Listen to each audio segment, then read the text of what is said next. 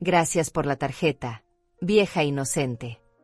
Esas fueron las palabras que recibí de mi propia hija a las 10 de la noche, cuando ya había agotado completamente el límite de mi tarjeta de crédito. $59,000. $59,000 que se esfumaron en un solo día mientras yo dormía confiada, creyendo que mi Emanuela estaba en casa, estudiando como siempre me decía. La pantalla de mi teléfono se iluminó con ese mensaje cruel, acompañado de 3 emojis de risa que parecían burlarse directamente de mi dolor. Por un momento, mis ojos no podían procesar lo que estaba leyendo. Leí el mensaje 1, 2, 3 veces, esperando que las palabras cambiaran, que fuera algún tipo de error o broma pesada. Pero no. Los números en mi aplicación bancaria eran reales, rojos y amenazantes. Mi corazón se aceleró tanto que tuve que aferrarme al borde de mi cama, respirando profundo para no desmayarme. Las manos me temblaron mientras sostenía el teléfono, y por un momento sentí como si el suelo se fuera a abrir debajo de mis pies. 68 años de vida, y nunca había sentido una traición tan profunda, tan personal, tan devastadora. ¿Cómo había llegado hasta este punto? ¿Cómo la niña que había cargado en mis brazos durante noches enteras cuando tenía fiebre, la misma que consolé cuando lloraba por sus primeros desamores, se había convertido en esta persona cruel y despiadada? ¿En qué momento perdí a mi pequeña Emanuela y apareció esta extraña que me llamaba vieja inocente como si fuera una desconocida en la calle? Las lágrimas amenazaron con brotar, pero me las tragué con fuerza. No iba a darle el gusto de verme quebrada. No después de lo que había hecho. Me levanté despacio, caminé hasta la ventana de mi habitación y miré hacia la calle oscura, tratando de procesar la magnitud de lo que acababa de descubrir. Pero no. Emanuela no estaba en casa estudiando como me había dicho esa mañana con una sonrisa angelical. Estaba en las boutiques más exclusivas de la ciudad, comprando ropa de diseñador como si el dinero brotara de los árboles, paseándose por tiendas de lujo como si fuera una heredera millonaria. Y después se fue a un hotel de 5 estrellas para celebrar su hazaña con champaña y room service. Cuando el banco me llamó para confirmar los gastos, mi corazón se detuvo completamente. Señora Paulina Monteiro, había preguntado una voz masculina y profesional. Soy Manuel, del Departamento de Seguridad del banco. Necesitamos confirmar algunos gastos inusuales en su tarjeta de crédito. La voz del empleado sonaba distante y cuidadosa mientras me leía la lista interminable de transacciones. ¿Puede confirmar si usted realizó una compra de $18,000 en una boutique de alta costura esta mañana? $18,000. Esa cantidad era más de lo que yo gastaba en ropa en 5 años. Y una compra de $22,000 en otra tienda de lujo. Cada cifra que mencionaba era como una puñalada directa en mi corazón. Tiendas exclusivas cuyos nombres apenas conocía de revistas, boutiques que jamás podría permitirme con mi modesta pensión. Para Emanuela habían sido solo lugares donde derrochar el dinero de su madre como si fuera confeti. Cada transacción representaba meses de mi pensión, años de mis pequeños ahorros guardados para emergencias. ¿Y confirma usted una reserva en el hotel más caro de la ciudad por 3 noches en la suite presidencial? La suite presidencial. Ni siquiera sabía que existía algo así. El total de hospedaje y servicios suma $15,000. $15,000 en 3 días de hotel. Yo vivía con menos de $1,000 al mes. Room service que costaba más que mi pensión mensual. Masajes en el spa del hotel por $800 la hora. Champaña carísimo, caviar, cenas en el restaurante más exclusivo del hotel, tratamientos de belleza que costaban más que el alquiler de mi apartamento. Todo cargado a mi cuenta, todo hecho por la persona en quien más confiaba en el mundo. No, respondí con una firmeza que me sorprendió. No confirmo ninguno de esos gastos. Mi tarjeta fue robada. Y era la verdad más pura que había dicho en mi vida. Emanuela había tomado mi tarjeta sin permiso, había abusado de mi confianza de la manera más vil posible. Mi hija, la niña que crié sola después de que su padre nos abandonara cuando ella tenía apenas 5 años, me había robado. La misma niña por la que trabajé en 2 empleos durante años, por la que me salté comidas para que ella pudiera tenerlo mejor, por la que vendí mis joyas para pagarle la universidad privada que tanto quería. Y cuando finalmente tuvo el valor de mandarme ese mensaje burlón, algo dentro de mí se rompió para siempre. No fue solo mi corazón de madre el que se quebró. Fue mi fe en las personas, mi creencia en la bondad humana, mi confianza en el amor incondicional. Pero yo no lloré. No grité. Solo sonreí con una sonrisa fría y calculada, porque ella no sabía lo que yo había hecho apenas unas horas antes. Me quedé sentada en mi sillón favorito, ese viejo sillón de terciopelo azul donde la había mecido cuando era bebé, donde le había leído cuentos cuando era niña. La rabia hervía en mi pecho como lava ardiente, pero era una rabia fría, calculada, inteligente. Durante 68 años había aprendido a controlar mis emociones, a pensar antes de actuar. Recordé todas las veces que había trabajado horas extras limpiando oficinas para comprarle los útiles escolares más caros, los tenis de marca que tanto quería. Recordé las noches sin dormir cuando estaba enferma, velándola con compresas frías. Recordé los vestidos caros para sus fiestas, los regalos de cumpleaños que me costaban el sueldo de un mes. Y recordé todas las veces que me dijo te amo, mamá, con esa sonrisa angelical que ahora sabía que era pura actuación. Todos esos gracias, mami, que sonaban tan sinceros, todos esos abrazos que parecían tan genuinos. ¿Cuánto tiempo llevaba planeando robarme? Cada compra, cada gasto, cada transacción había sido reportada como fraude inmediatamente. Había llamado al banco en el momento en que vi la primera alerta. Procederemos inmediatamente con la investigación por fraude, señora Monteiro. Las autoridades competentes serán notificadas automáticamente, había explicado Manuel. Y ahora, mientras ella celebraba su victoria en ese hotel lujoso, tomando champaña y riéndose de su madre inocente, la policía ya estaba en camino. Mi pequeña mentirosa iba a aprender de la manera más dura que robar a tu propia madre tiene consecuencias legales que ni ella podía imaginar.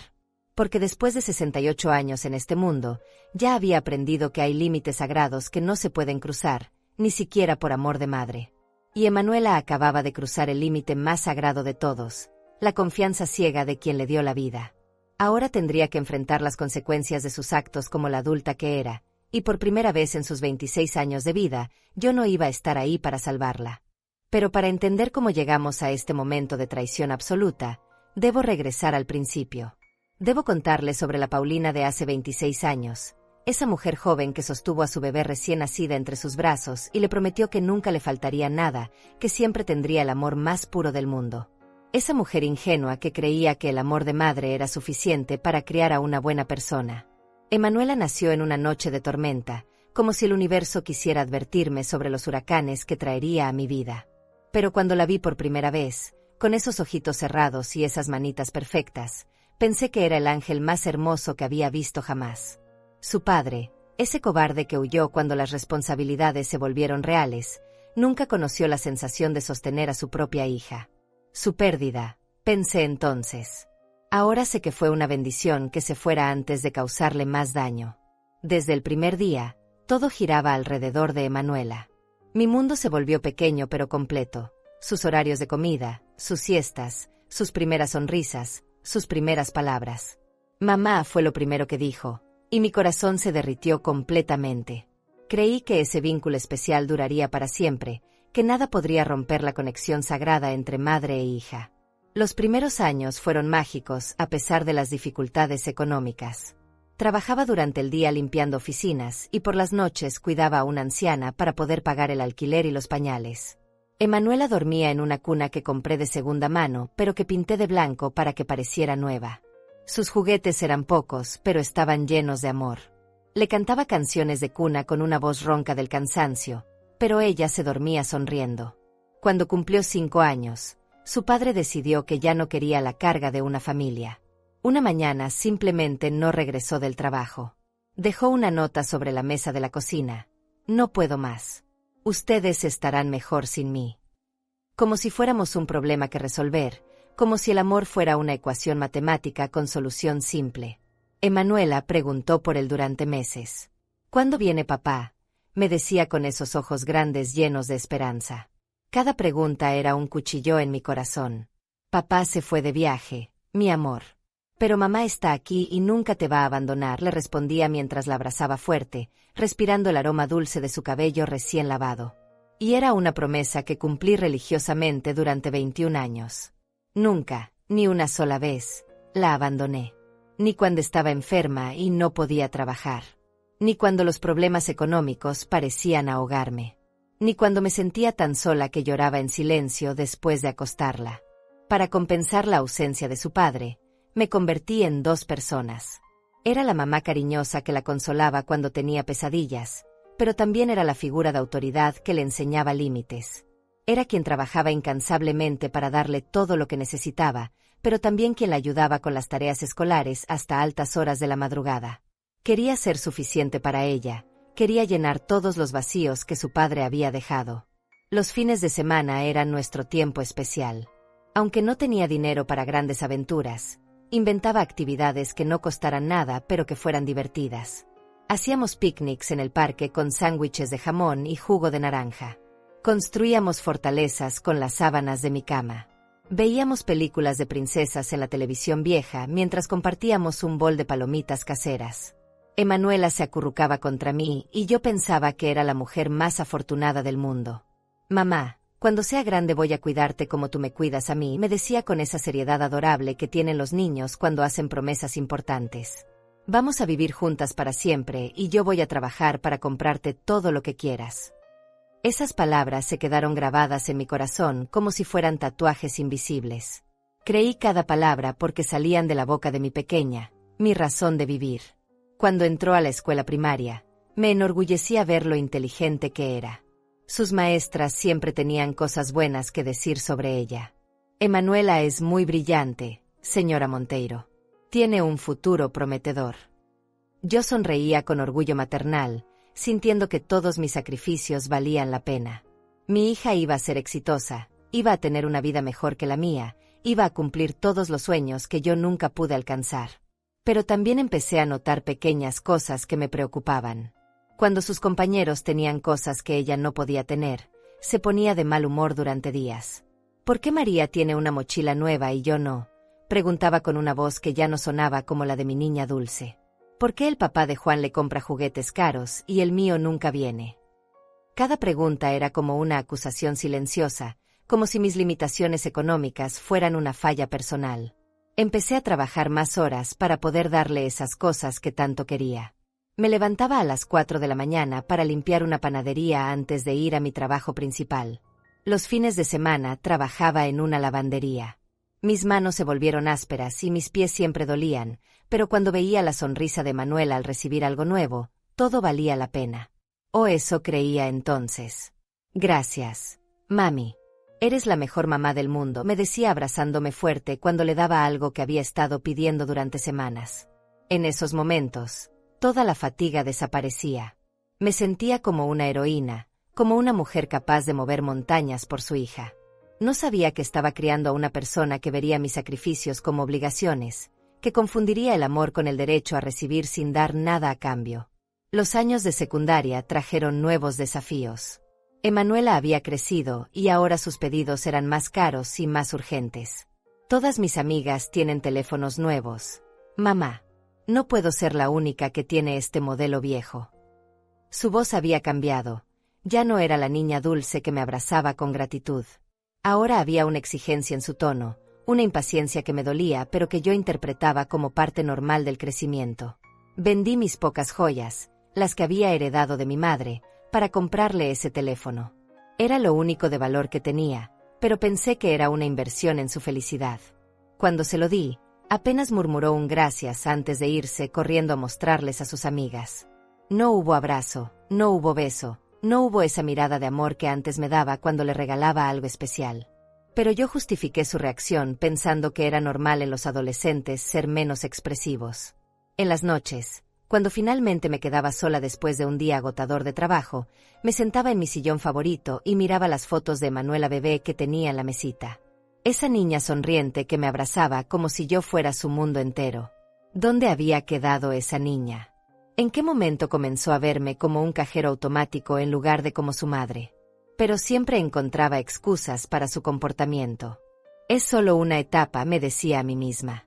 «Cuando madure va a entender todo lo que hice por ella. Va a valorar los sacrificios que hicimos juntas».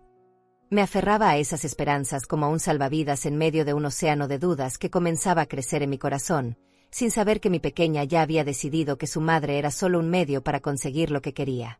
La universidad fue el momento en que todo cambió definitivamente, aunque yo fui demasiado ciega para verlo entonces.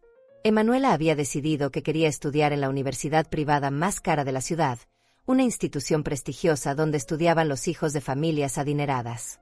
Es la única universidad que realmente vale la pena, mamá. Si no estudio ahí, mi título no va a valer nada, me explicó con esa seguridad arrogante que había desarrollado en los últimos años. La matrícula anual costaba más de lo que yo ganaba en 8 meses de trabajo. Cuando vi las cifras en los papeles que me mostró, sentí como si me hubieran golpeado en el estómago. Pero ella me miró con esos ojos que habían sido mi debilidad durante tantos años y añadió: confío en ti, mami. Sé que siempre encuentras la manera de darme lo que necesito. ¿Cómo podía negarme? Era mi hija, mi única hija, y su educación era lo más importante. Si ella tenía éxito profesional, todo habría valido la pena. Esa era la lógica que usé para convencerme de hacer lo impensable. Pedí un préstamo hipotecando mi pequeño apartamento, el único patrimonio que había logrado construir después de años de sacrificio. Señora Monteiro, esto es muy arriesgado, me advirtió el empleado del banco mientras revisaba los papeles. Si no puede pagar las cuotas, perderá su vivienda. Pero yo firmé de todas maneras, con manos temblorosas pero decididas. Era por Emanuela. Era por su futuro. Era por demostrarle que una madre haría cualquier cosa por ver a su hija triunfar. Cuando le conté que había conseguido el dinero para la universidad, esperaba ver gratitud en sus ojos, emoción, reconocimiento del sacrificio que estaba haciendo. En cambio, solo asintió como si fuera lo más natural del mundo. Sabía que lo lograrías, mamá. Siempre lo haces. No preguntó cómo había conseguido el dinero. No se interesó por conocer los detalles. Simplemente lo aceptó como su derecho, como algo que le correspondía por ser mi hija. Los 4 años de universidad fueron un infierno financiero que viví en silencio. Trabajaba en 3 empleos diferentes, limpiaba oficinas por las mañanas, cuidaba niños por las tardes y planchaba ropa ajena por las noches. Mis días comenzaban a las 5 de la mañana y terminaban después de medianoche. Dormía 4 horas si tenía suerte, 5 si era un día especialmente bendecido. Mientras tanto, Emanuela vivía como una princesa en el campus universitario.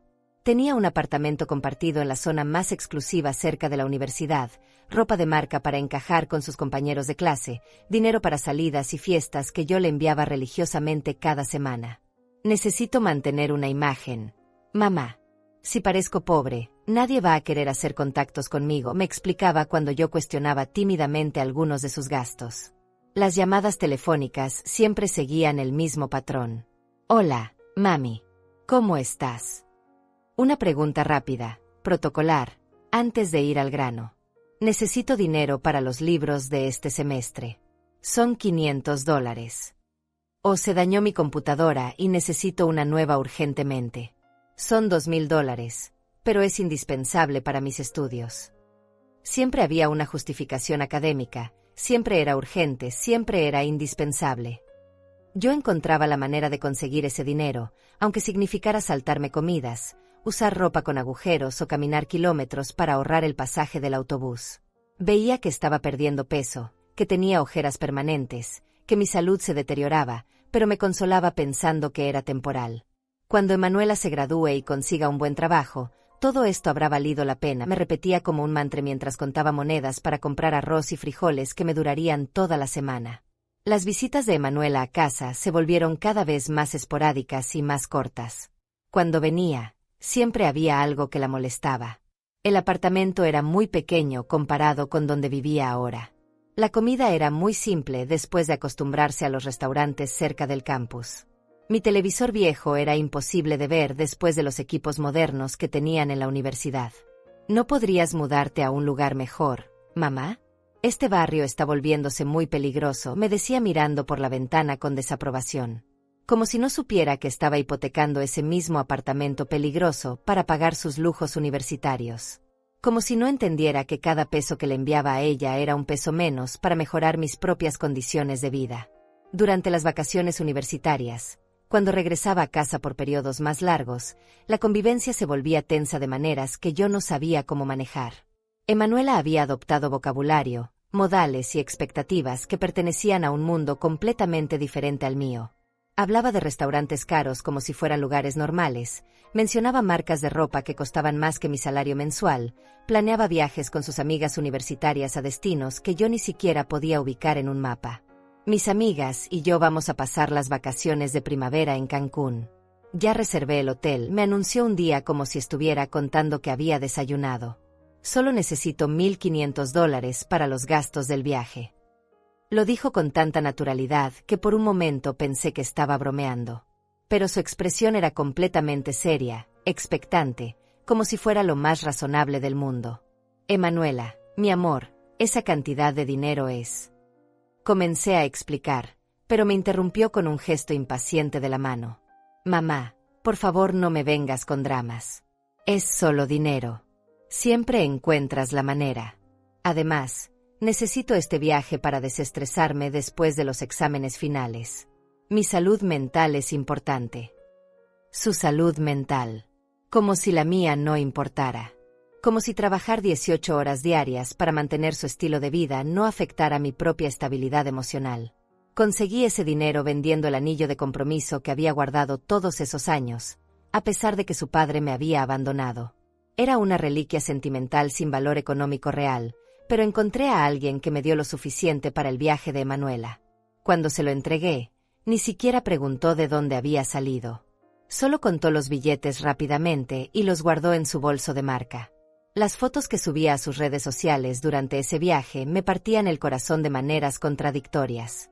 Por un lado, me alegraba verla feliz, sonriente, disfrutando de experiencias que yo nunca había podido tener a su edad.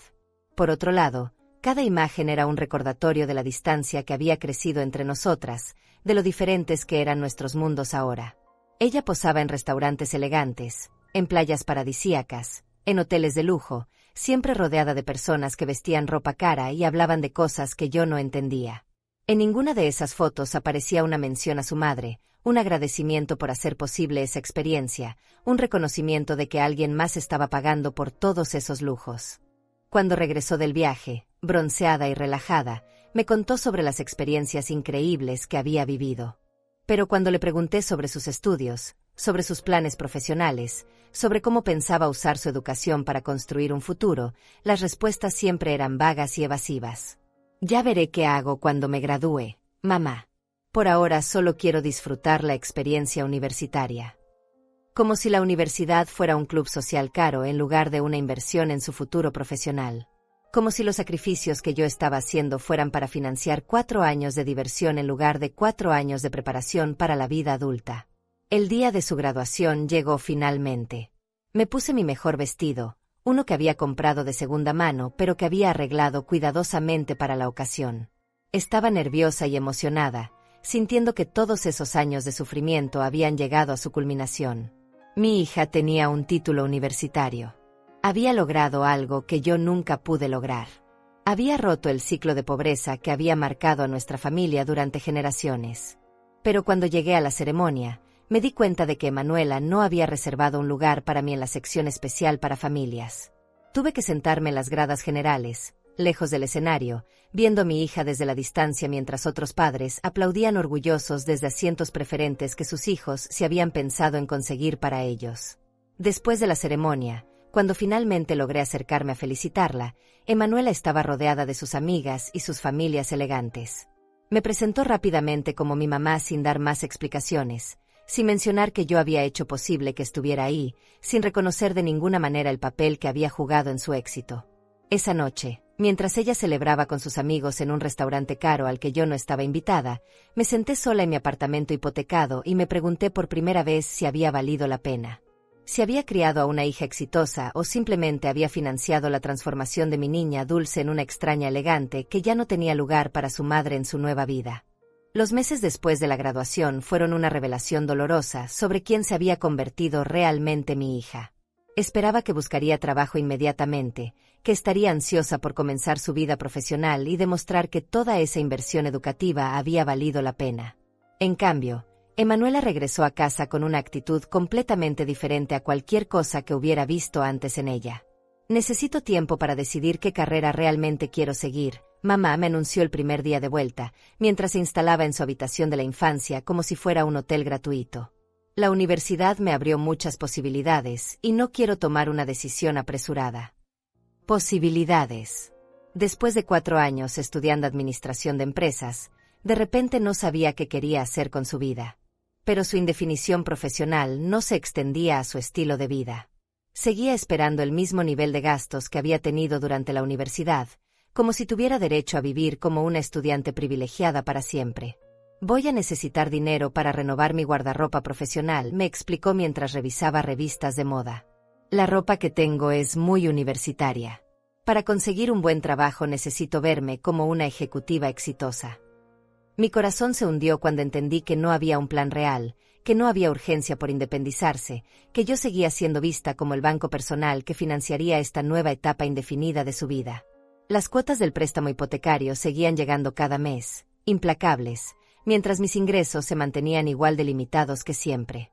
Emanuela, mi amor, creo que es importante que empieces a buscar trabajo pronto, le sugerí con la delicadeza que había aprendido a usar para no provocar sus berrinches. Podrías empezar con algo temporal mientras decides qué dirección tomar. Su reacción fue inmediata y feroz. ¿En serio, mamá? ¿Quieres que acepte cualquier trabajo mediocre después de todo lo que invertiste en mi educación? Su voz tenía un tono de indignación que me dejó sin palabras. Eso sería desperdiciar mi título universitario.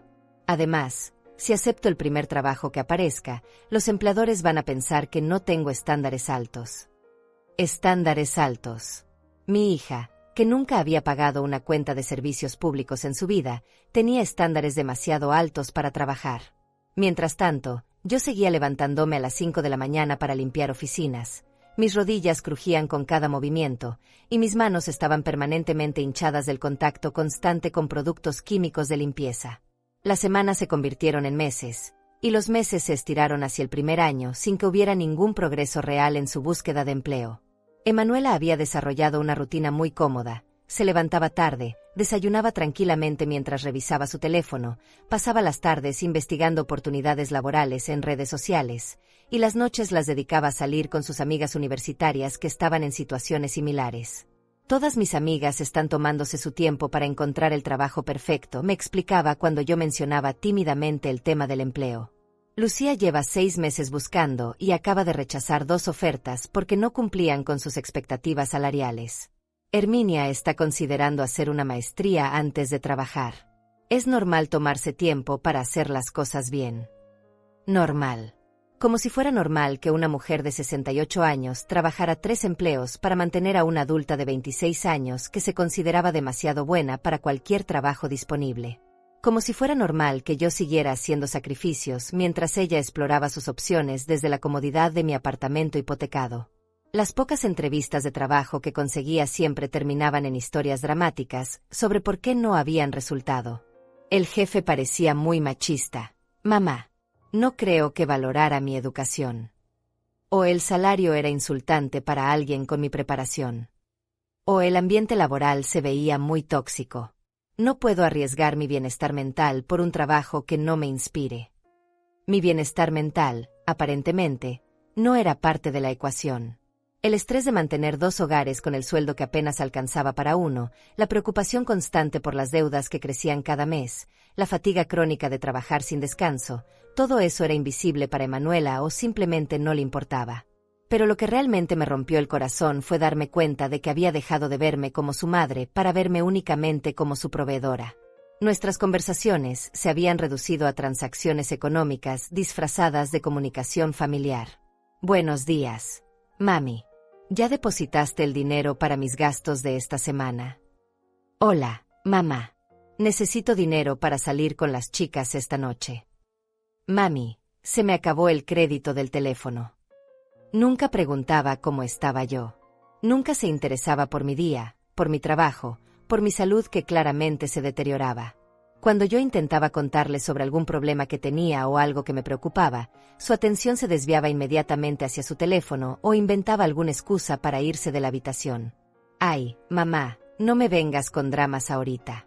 Estoy muy estresada con la búsqueda de trabajo, era su respuesta típica cuando yo intentaba tener una conversación real con ella. Como si mis problemas fueran dramas insignificantes comparados con su difícil tarea de rechazar empleos desde la cama. Un día, mientras limpiaba la casa que había sido mía y ahora parecía más de ella que mía, encontré escondido debajo de su cama un montón de facturas de tarjetas de crédito que no conocía.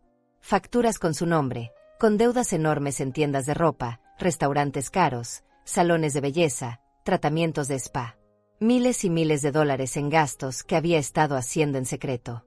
Cuando la confronté con las facturas, su reacción no fue vergüenza o disculpas. Fue indignación pura. ¿Estás revisando mis cosas privadas ahora, mamá? No respetas mi privacidad. Como si su privacidad fuera más importante que mi derecho a saber cómo se estaba endeudando mientras vivía bajo mi techo y gastaba mi dinero. Estas deudas son enormes, Emanuela. ¿Cómo pensabas pagarlas? Le pregunté tratando de mantener la calma mientras calculaba mentalmente cuánto dinero representaban esos papeles. No te preocupes por eso. Cuando consiga el trabajo correcto, podré pagar todo fácilmente. Mientras tanto, son solo gastos necesarios para mantener mi imagen profesional. Gastos necesarios. $3,000 en un solo mes en ropa y accesorios eran gastos necesarios para alguien que no tenía ingresos. Esa noche, me senté en mi sillón favorito con todas esas facturas esparcidas en la mesa, haciendo cálculos que no daban resultados esperanzadores. Si sumaba las deudas de Emanuela a mi préstamo hipotecario y mis gastos básicos, necesitaría trabajar 24 horas al día para poder pagar todo. Y eso asumiendo que ella dejara de gastar, lo cual parecía imposible. Por primera vez en 26 años de maternidad, me pregunté si había creado un monstruo en lugar de criar a una hija. Por primera vez, me pregunté si el amor incondicional que había dado tan generosamente había sido malinterpretado como debilidad, si mi disposición a sacrificarme había sido vista como obligación en lugar de como regalo. Pero aún no estaba lista para admitir que había perdido para siempre a la niña dulce que había criado. Aún creía que podía salvar la relación, que podía ayudar a Emanuela a encontrar su camino de vuelta a la persona bondadosa que yo sabía que llevaba adentro. Aún no sabía que mi hija ya había decidido que su madre era solo un recurso que explotar, y que el robo de mi tarjeta de crédito sería apenas el paso final en una transformación que había comenzado años atrás sin que yo me diera cuenta. El momento en que todo explotó llegó de la manera más silenciosa y calculada posible. Era un martes por la mañana, uno de esos días grises que parecían presagiar problemas, sin que uno pudiera identificar exactamente qué. Yo había salido temprano para mi trabajo de limpieza en las oficinas del centro, dejando a Emanuela durmiendo como siempre hasta muy tarde. Era una rutina que se había vuelto normal. Yo madrugaba para trabajar mientras ella descansaba de la extenuante tarea de rechazar empleos. Cuando regresé a casa al mediodía para un descanso rápido entre trabajos, noté que Emanuela no estaba en su habitación. Había dejado una nota sobre la mesa de la cocina. Salí con las chicas. Vuelvo tarde. No me esperes despierta. Era el mismo tipo de mensaje que había estado dejando durante meses, así que no pensé nada extraño al respecto. Lo que no sabía era que esa mañana, mientras yo sudaba limpiando oficinas, mi propia hija había estado ejecutando un plan que había estado gestando durante semanas.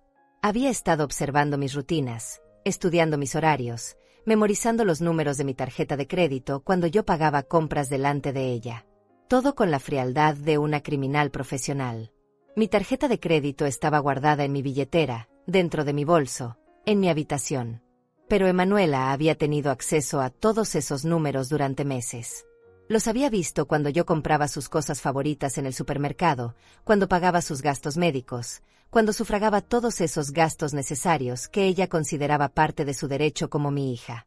La primera transacción se realizó a las 10 de la mañana en una boutique exclusiva del centro comercial más caro de la ciudad. $18,000 en un solo lugar. Para cuando yo estaba almorzando un sándwich triste en el cuarto de empleados de la oficina que limpiaba, mi hija ya había gastado más dinero del que yo ganaba en 6 meses. Pero no se detuvo ahí. Como una adicta que había probado la primera dosis de su droga favorita, Emanuela se fue de tienda en tienda, comprando todo lo que había estado deseando durante años, pero que había tenido que pedir de a poco para no alertarme sobre la magnitud de sus ambiciones materiales. Ropa de diseñador, zapatos que costaban más que mi alquiler mensual, bolsos que valían más que mi carro viejo, joyas que representaban años de mis ahorros. A las 2 de la tarde había visitado 5 tiendas diferentes. A las 4, había agotado las boutiques del centro comercial y se había dirigido a los almacenes de lujo del distrito financiero.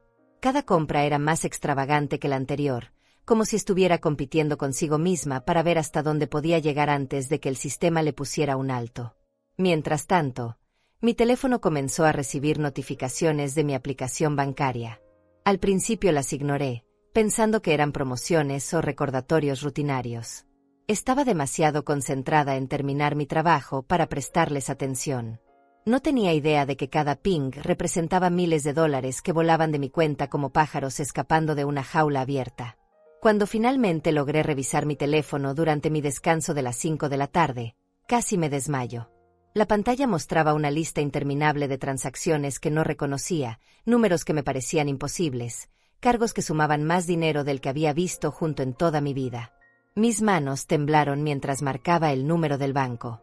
Por favor, que sea un error, repetía como un mantra mientras esperaba que contestaran. Por favor, que sea un error del sistema, que alguien se haya equivocado de cuenta, que sea cualquier cosa menos lo que estoy pensando. Manuel, el empleado del departamento de fraudes, me confirmó lo que mi corazón ya sabía, pero mi mente se negaba a aceptar. Todas esas transacciones eran reales. Todas habían sido autorizadas con mi tarjeta. Todas habían sido realizadas por alguien que conocía perfectamente mi información personal. ¿Tiene idea de quién podría haber tenido acceso a sus datos de tarjeta, señora Monteiro?, me preguntó Manuel con voz profesional pero comprensiva. Yo sabía exactamente quién tenía acceso, pero las palabras se negaban a salir de mi garganta. Decir el nombre de mi propia hija en el contexto de un fraude bancario era como admitir que había fallado como madre de la manera más espectacular posible. Sí, finalmente logré susurrar. Creo que sé quién fue. Después de reportar el fraude y cancelar mi tarjeta, me quedé sentada en mi carro en el estacionamiento de la oficina, viendo los números en mi teléfono una y otra vez, esperando que cambiaran mágicamente. $59,000. Una cifra que representaba años de trabajo, décadas de ahorrar cada peso, toda una vida de sacrificios reducida a cero en un solo día. Pero lo que más me dolía no era el dinero. Era la premeditación. Era saber que mi hija había estado planeando esto, que había estado esperando el momento perfecto, que me había visto como una víctima en lugar de como su madre. Era entender que todos esos "te amo, mami" de los últimos meses habían sido actuación pura para mantenerme confiada mientras ella preparaba el golpe final. Cuando llegué a casa esa noche, Emanuela aún no había regresado. Su habitación estaba exactamente como la había dejado esa mañana, con la cama sin hacer y ropa regada por el suelo. Pero ahora ese desorden tenía un significado diferente. No era la habitación de una hija irresponsable. Era la guarida de una ladrona que había estado viviendo bajo mi techo mientras planeaba robarme. Me senté en mi sillón favorito, el mismo donde la había mecido cuando era bebé, y esperé. No sabía qué le iba a decir cuando llegara. No sabía si tendría fuerzas para confrontarla o si me derrumbaría en lágrimas. Solo sabía que mi vida había cambiado para siempre, que la relación más importante que había tenido se había roto de una manera que tal vez no tuviera reparación. Las horas pasaron lentamente. A las 9 de la noche recibí un mensaje de Manuela. Voy a llegar súper tarde. Me quedé donde Alicia. Alicia, una de sus amigas universitarias que también vivía de sus padres sin trabajar. Probablemente estaban celebrando, riéndose de lo fácil que había sido engañar a la vieja inocente. A las 10 llegó el mensaje que quebró definitivamente mi corazón. Gracias por la tarjeta, vieja inocente. Con esos emojis de risa que parecían bailar burlonamente en la pantalla de mi teléfono. Era su confesión y su humillación final, todo empaquetado en una frase cruel que demostraba no solo que me había robado, sino que se sentía orgullosa de haberlo hecho. En ese momento, sentada en la oscuridad de mi sala, rodeada del silencio de un apartamento que ya no se sentía como mi hogar, tomé la decisión más difícil de mi vida. No iba a llorar. No iba a suplicar. No iba a comportarme como la víctima que ella esperaba que fuera. Iba a demostrarle que había subestimado completamente a su madre. Porque si Emanuela quería jugar el juego de los adultos, iba a tener que enfrentar las consecuencias de adultos. Y las consecuencias de robar $59,000 no eran algo de lo que pudiera salvarla esta vez, sin importar cuánto la hubiera amado durante 26 años.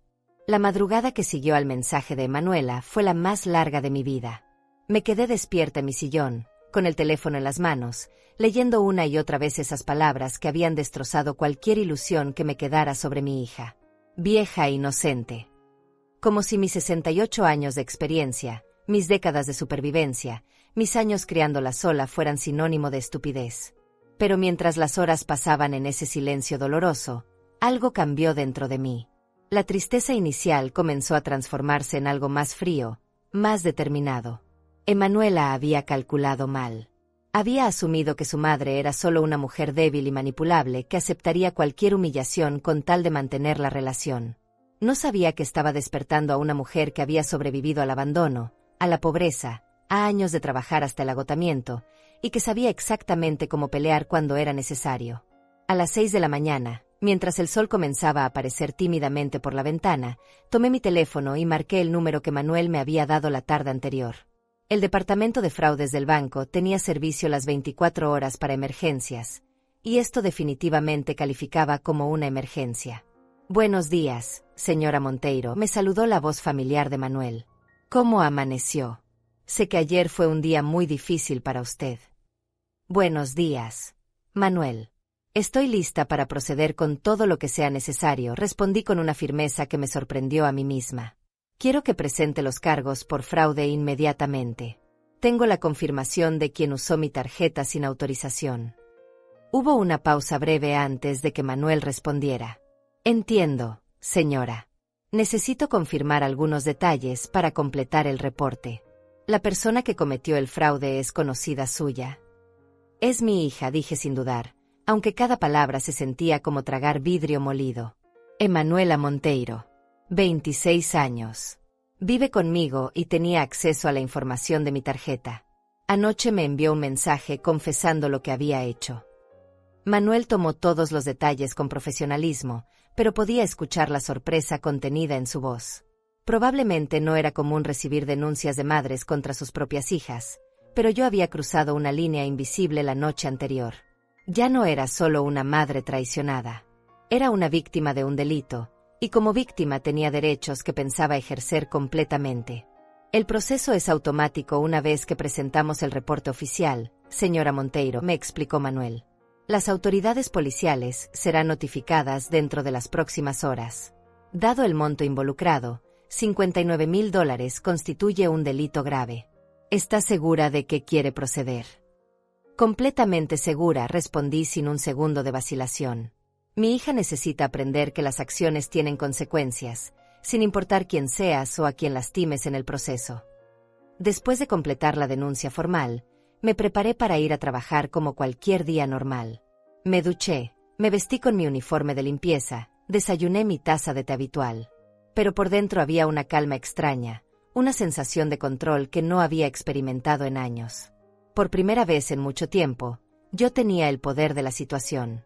Durante todo el día, mientras limpiaba oficinas y atendía mis responsabilidades laborales, mi teléfono permaneció silencioso. Emanuela seguía disfrutando de su victoria, probablemente gastando aún más dinero en celebraciones con sus amigas, sin saber que cada hora que pasaba la acercaba más a las consecuencias que había desatado. No fue hasta las 3 de la tarde que mi teléfono comenzó a sonar. Era un número desconocido, pero cuando contesté, la voz al otro lado era familiar y desesperada. «Mamá, mamá, tienes que ayudarme». Era Emanuela, hablando desde el teléfono de alguien más, con una voz que no había escuchado desde que era niña. Una voz llena de pánico genuino, sin rastro de la arrogancia que había caracterizado nuestras conversaciones recientes. «¿Dónde estás, Emanuela?», pregunté con calma, sin demostrar la satisfacción que sentía al escuchar su desesperación. «Estoy en la estación de policía. Vinieron al hotel y me arrestaron delante de todas mis amigas. Dicen que cometí fraude con tarjeta de crédito. Tienes que venir a sacarme de aquí inmediatamente». El hotel. Por supuesto. Después de gastarse mi dinero en ropa y lujos, había decidido coronar su hazaña hospedándose en el hotel más caro de la ciudad, viviendo como una millonaria con el dinero robado a su propia madre. La ironía era perfecta. Había sido arrestada en el lugar mismo donde celebraba su traición. «Mamá, ¿me estás escuchando? Necesito que vengas ahora. Esto es un malentendido horrible. Diles que me diste permiso de usar tu tarjeta». Su voz se quebraba con cada palabra, pero ya no tenía el poder de derretir mi corazón como antes. «No es un malentendido, Emanuela», respondí con una serenidad que me sorprendió a mí misma. «Tú robaste mi tarjeta de crédito. Gastaste $59,000 sin mi permiso. Y después me mandaste un mensaje burlándote de mí. Todo eso constituye un delito». Hubo un silencio del otro lado de la línea, como si ella no pudiera procesar que su madre inocente conociera términos legales y entendiera exactamente lo que había pasado. «Pero, Pero soy tu hija, balbuceó finalmente, como si esa frase mágica pudiera borrar todo lo que había hecho. Las madres no denuncian a sus hijas. Tú siempre me proteges. Siempre me ayudas cuando tengo problemas. Los problemas son cuando repruebas un examen o cuando tienes una pelea con una amiga, le expliqué con paciencia pedagógica. Robar $59,000 no es un problema. Es un delito grave. Y yo ya no soy tu madre protectora. Ahora soy tu víctima. El llanto comenzó entonces, ese llanto dramático que había usado desde pequeña para conseguir lo que quería. Pero esta vez no funcionó. Esta vez solo confirmó lo que yo ya sabía, que Emanuela nunca había madurado realmente, que seguía siendo una niña caprichosa en el cuerpo de una adulta, una niña que creía que las lágrimas podían arreglar cualquier cosa. No puedes dejarme aquí. Soy tu única hija. Después de todo lo que has hecho por mí. Su voz se volvió más aguda, más desesperada. Si me queda antecedentes criminales, mi vida estará arruinada. Debiste pensar en eso antes de robarme, respondí simplemente. Debiste pensar en las consecuencias antes de llamarme, vieja inocente. Debiste pensar en mi vida antes de arruinar la tuya. Colgué el teléfono con manos firmes y lo puse en silencio. Durante las siguientes horas recibí llamadas de números desconocidos, probablemente Manuela pidiendo prestado teléfonos para seguir llamándome, pero no contesté ninguna. También comenzaron a llegar mensajes de sus amigas, de compañeras de universidad, incluso de algunos familiares lejanos que se habían enterado de la situación y querían mediar en el conflicto. Pero yo ya había tomado mi decisión. No había vuelta atrás. Emanuela había elegido tratarme como una extraña cuando me robó y me humilló. Ahora yo la iba a tratar con la misma frialdad con la que ella me había tratado. Iba a descubrir que su madre inocente sabía exactamente cómo protegerse cuando era necesario, y que el amor maternal tenía límites que ella había cruzado sin posibilidad de regreso. Los días que siguieron al arresto de Emanuela fueron un torbellino de presión familiar y chantaje emocional que no había anticipado. Parecía que media ciudad se había enterado de la situación, y cada persona tenía una opinión sobre lo que debía ser una buena madre en circunstancias como estas.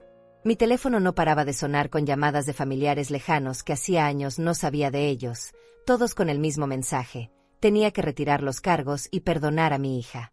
La primera en aparecer en mi puerta fue Herminia, la madrina de Emanuela, una mujer que había sido mi amiga durante años, pero que últimamente solo me buscaba cuando necesitaba algo.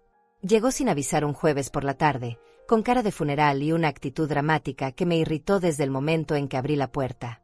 «Paulina, querida, ¿pero qué has hecho?», fue lo primero que me dijo, empujándome suavemente para entrar a mi sala sin ser invitada. «Toda la familia está hablando de esto. No puedes tener a tu propia hija en la cárcel. Es tu sangre». Me quedé parada en mi propia sala, viendo cómo esta mujer se instalaba en mi sillón favorito como si fuera su casa, y sentí una rabia fría subiendo por mi pecho. «Herminia, mi hija me robó $59,000. Eso no es un error de juventud. Es un delito grave.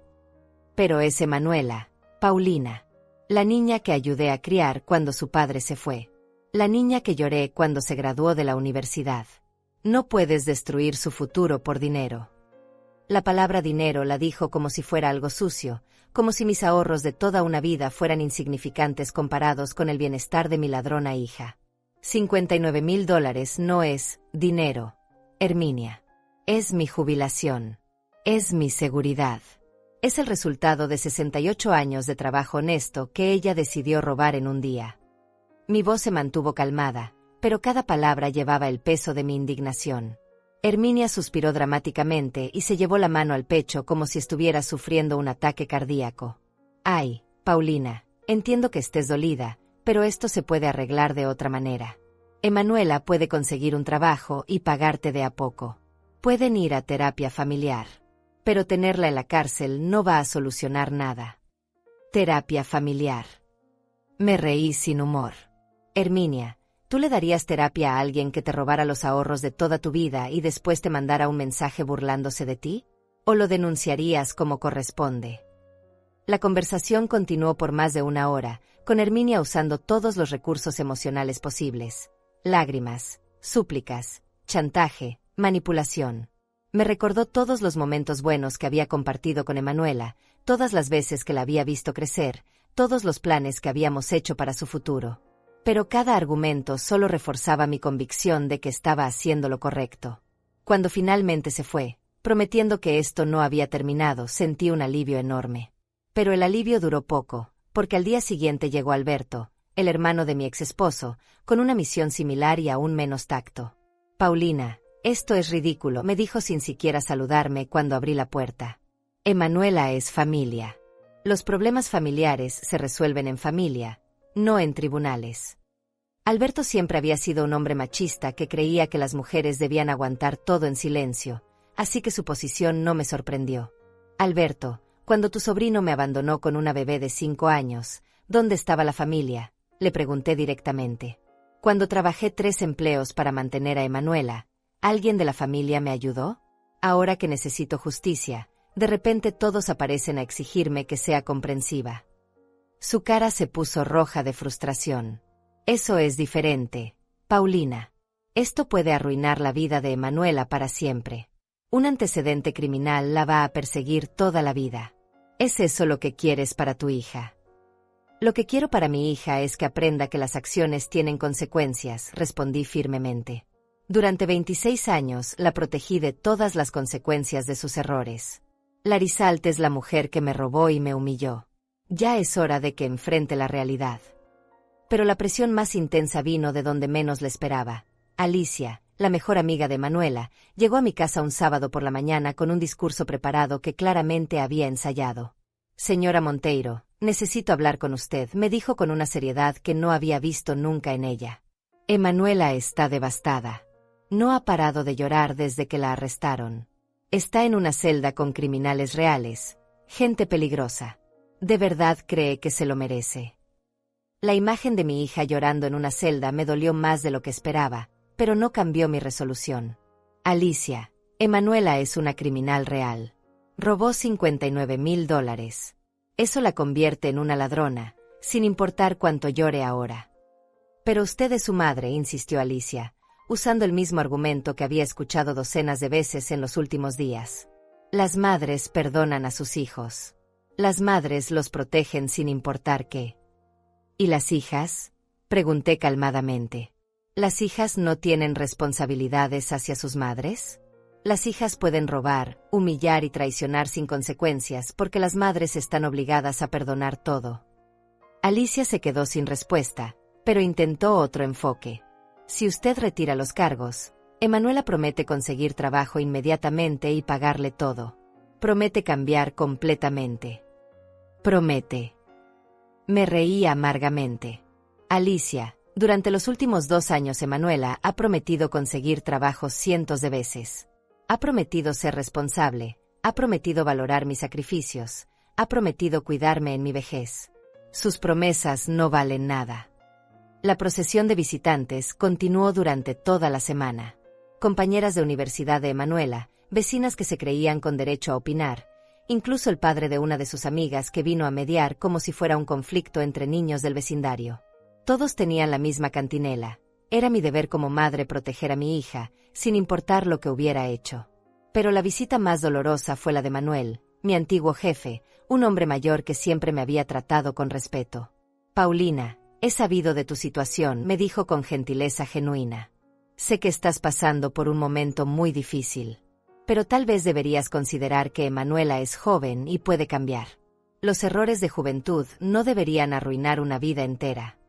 Viniendo de él, las palabras tenían más peso, pero mi respuesta fue la misma. Manuel, robar $59,000 no es un error de juventud. Es una decisión calculada de una adulta de 26 años que decidió que su madre era una víctima fácil. La presión social era constante e implacable. En el supermercado, en el banco, en la calle, la gente me miraba con una mezcla de lástima y desaprobación. Algunos murmuraban cuando pasaba. Otros me evitaban completamente. Parecía que toda la comunidad había decidido que yo era la villana de la historia, la madre cruel que había abandonado a su hija en su momento de necesidad. Pero lo que más me dolía eran los mensajes que seguía recibiendo de Emanuela desde la cárcel.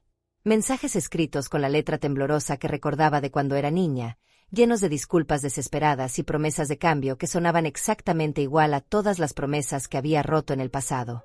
Mami, Perdóname. Estaba confundida. Nunca quise lastimarte. Si me sacas de aquí, voy a trabajar todos los días hasta pagarte hasta el último peso. Voy a ser la hija que mereces. Por favor, no me abandones ahora que más te necesito. Cada mensaje era una puñalada directa en mi corazón maternal, pero también era un recordatorio de por qué estaba haciendo lo correcto. Emanuela seguía viendo la situación como algo que yo podía arreglar para ella, seguía esperando que su madre apareciera como siempre a salvarla de las consecuencias de sus actos. No había aprendido nada. No había cambiado nada. Solo había descubierto que esta vez su víctima no iba a seguir el guión que ella esperaba. En las noches, sentada en mi sillón favorito, rodeada del silencio de un apartamento que ya no se sentía como hogar, me preguntaba si estaba haciendo lo correcto. Pero cada vez que la duda amenazaba convencerme, recordaba esas palabras: gracias por la tarjeta, vieja inocente. Y mi resolución se endurecía nuevamente. Porque por primera vez en 26 años, yo tenía el control de la situación.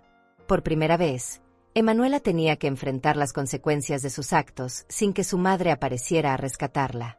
Y aunque todo el mundo me dijera que estaba equivocada, yo sabía que finalmente estaba haciendo lo que debería haber hecho años atrás. Enseñarle que el amor maternal no era sinónimo de permisividad infinita. En medio de toda esta tormenta de presión familiar y juicio social, apareció una voz que no esperaba: Alicia, pero no la amiga de Emanuela, sino mi propia Alicia, mi vecina de toda la vida que había sido testigo silenciosa de mi historia durante décadas.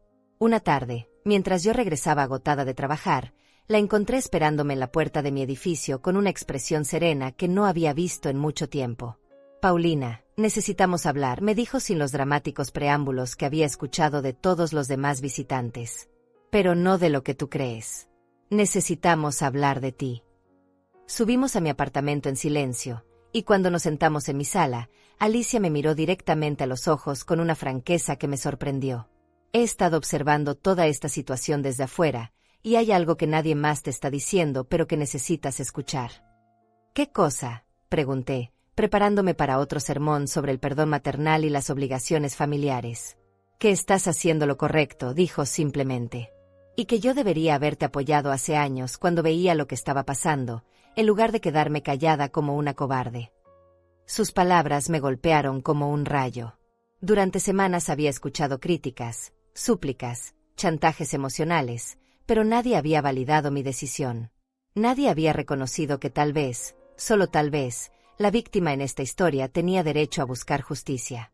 Paulina, yo he visto todo, continuó Alicia con voz firme. He visto cómo trabajaste 3 empleos para mantenerla. He visto cómo vendiste tus pocas pertenencias para pagarle caprichos.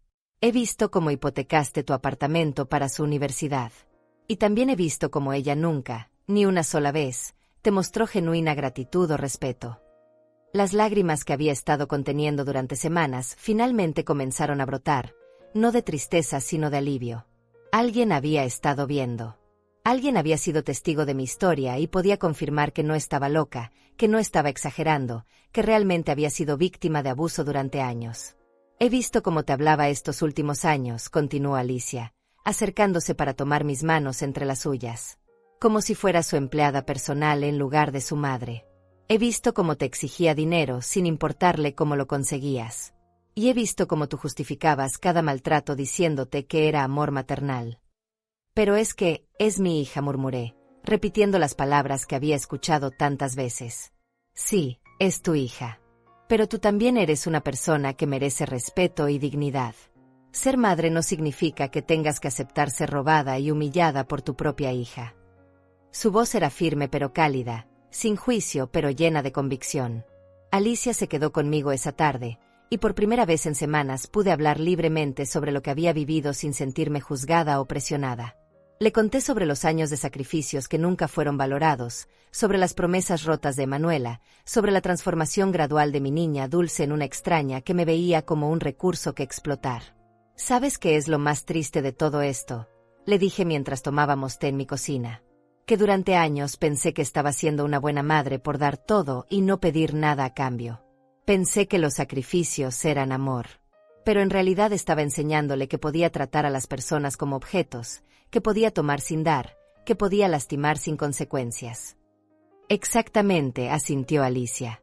Y al no ponerle límites, le enseñaste que tu amor no tenía valor porque siempre iba a estar ahí sin importar cómo te tratara.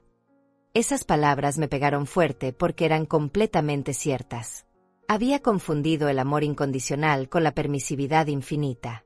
Había pensado que ser una buena madre significaba absorber todo el maltrato sin quejarme, aguantar toda la falta de respeto con tal de mantener la relación.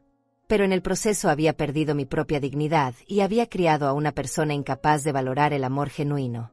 Paulina, déjame preguntarte algo, dijo Alicia después de un momento de silencio.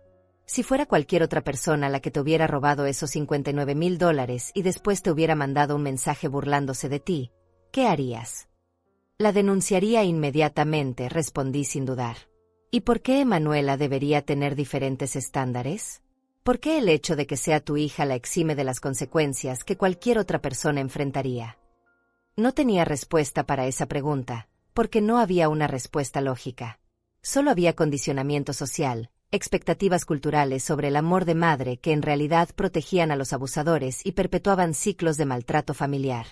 Además, añadió Alicia, piensa en esto, si la sacas de la cárcel ahora, si retiras los cargos y perdonas todo como todos esperan que hagas, ¿qué le estás enseñando? Que puede hacer cualquier cosa, lastimar a cualquier persona, cometer cualquier delito, y siempre habrá alguien dispuesto a salvarla de las consecuencias. Tenía razón. Sacar a Emanuela de la cárcel no sería un acto de amor maternal. Sería el último regalo envenenado de una madre que había malinterpretado el amor durante décadas.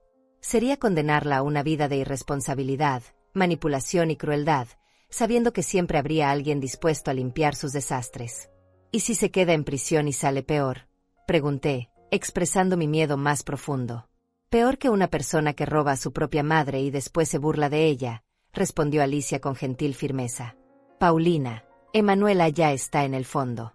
No puede hundirse más de lo que ya se hundió cuando decidió traicionarte de esa manera. La prisión no va a convertirla en algo que no sea ya. Esa noche, después de que Alicia se fue, me senté frente al espejo de mi habitación y me miré realmente por primera vez en años. Vi a una mujer de 68 años que había gastado las últimas décadas de su vida trabajando para financiar los caprichos de una hija ingrata.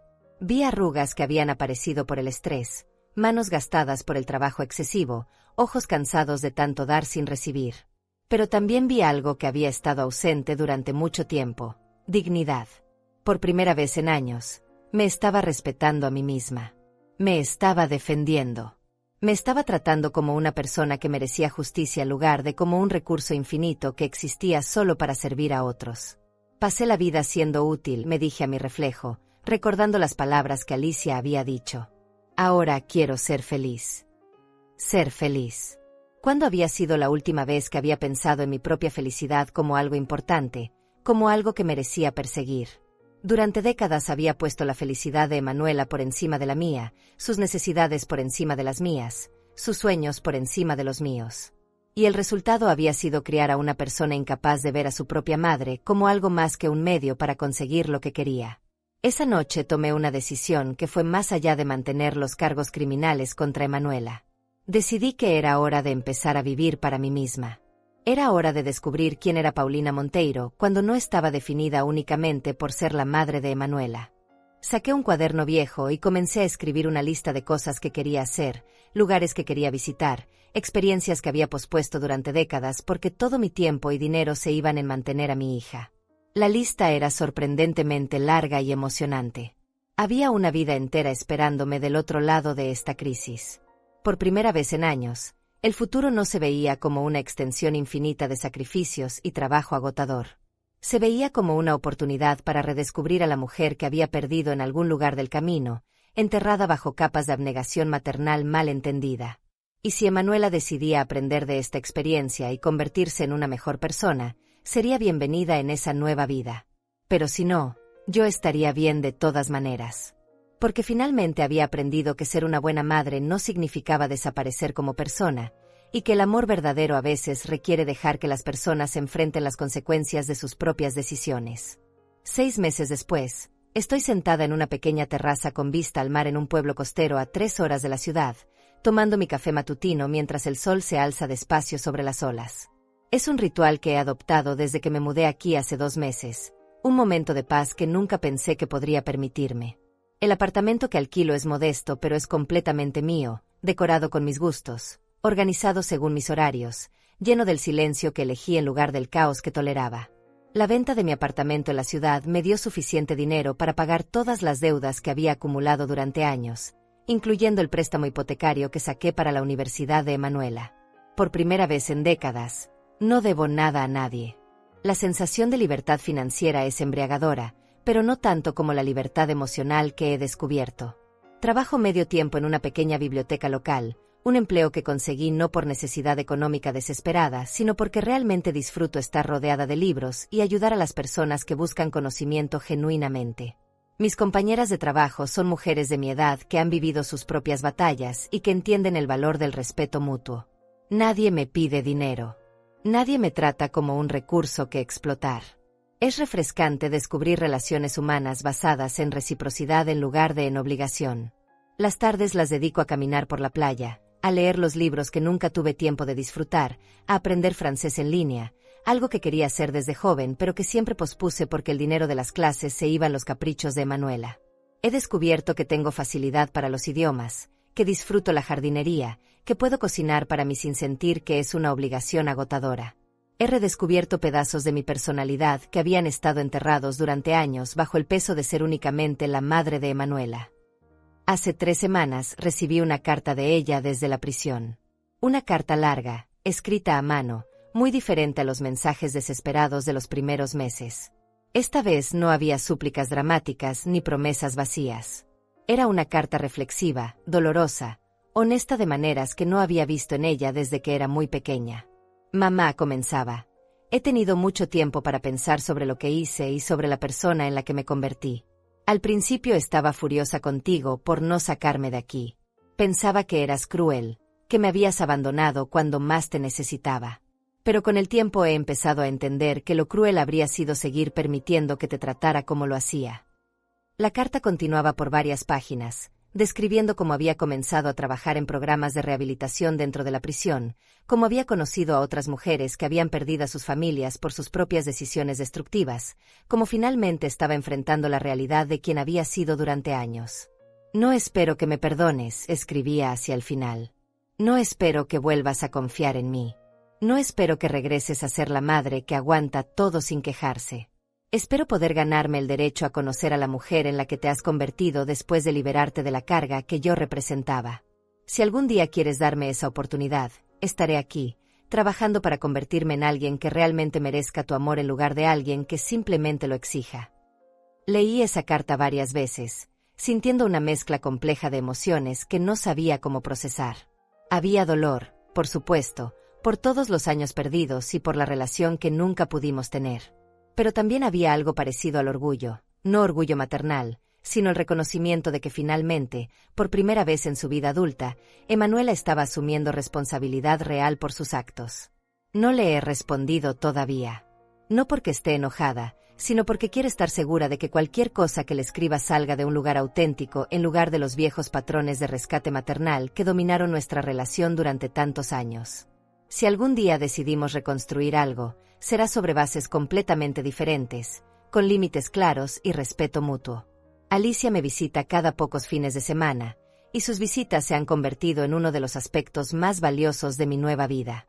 Tenemos conversaciones profundas sobre libros, sobre política, sobre nuestros sueños para el futuro, sobre las lecciones que hemos aprendido de nuestras respectivas batallas. Es el tipo de amistad que nunca pude cultivar cuando toda mi energía emocional estaba concentrada en manejar los dramas constantes de Emanuela. ¿Te arrepientes de algo?, me preguntó durante su última visita, mientras caminábamos por la playa al atardecer. Me arrepiento de no haber aprendido antes que el amor verdadero incluye límites, respondí después de pensarlo un momento. Me arrepiento de haber confundido el sacrificio con el amor durante tantos años. Pero no me arrepiento de haber tomado la decisión que tomé. Por primera vez en décadas, estoy viviendo con dignidad. Y es verdad. Esta nueva vida no está exenta de desafíos o momentos de soledad, pero es una soledad que elegí en lugar de un aislamiento que toleraba. Es una vida construida sobre decisiones conscientes en lugar de obligaciones automáticas. Es una vida donde mi valor como persona no está determinado por mi utilidad para otros. Algunas noches, Cuando estoy sentada en mi terraza viendo las estrellas, pienso en la mujer que era hace un año. Esa mujer que trabajaba hasta el agotamiento para mantener a una hija que la despreciaba, que hipotecó su futuro para financiar los caprichos de alguien que la veía como un cajero automático, que aguantaba humillaciones porque creía que eso era amor maternal. Esa mujer ya no existe. En su lugar hay una mujer de 68 años que finalmente aprendió que merece respeto, que tiene derecho a establecer límites, que puede amar sin destruirse en el proceso. Una mujer que eligió la justicia sobre la conveniencia, la dignidad sobre la paz falsa, su propia libertad sobre la comodidad de otros. Hoy no necesito permiso para vivir, me digo a mí misma mientras el sol se pone sobre el océano, pintando el cielo con colores que me recuerdan que la belleza existe independientemente de si alguien más la aprecia o no. No fue venganza lo que busqué cuando denuncié a Emanuela. Fue liberación. Liberación de un ciclo de abuso que había durado décadas. Liberación de expectativas sociales que protegían a los abusadores, liberación de una versión de mí misma que había olvidado que tenía derecho a existir como algo más que un recurso para otros. Y ahora, sentada en mi propia terraza, bebiendo mi propio café, viviendo mi propia vida elegida, sé que tomé la decisión correcta. Porque al final, el amor verdadero, hacia otros y hacia nosotros mismos, requiere coraje para hacer lo difícil en lugar de lo fácil, lo justo en lugar de lo conveniente. Si Emanuela algún día se convierte en la persona que dice querer ser en sus cartas, será bienvenida en esta nueva vida que he construido. Pero si no, yo estaré bien de todas maneras. Porque finalmente aprendí que ser una buena madre no significa desaparecer como persona, y que a veces el acto más amoroso que puedes hacer es permitir que alguien enfrente las consecuencias de sus propias decisiones. El futuro se extiende delante de mí lleno de posibilidades que durante años no me atreví a imaginar. Y por primera vez en décadas, ese futuro me pertenece completamente a mí.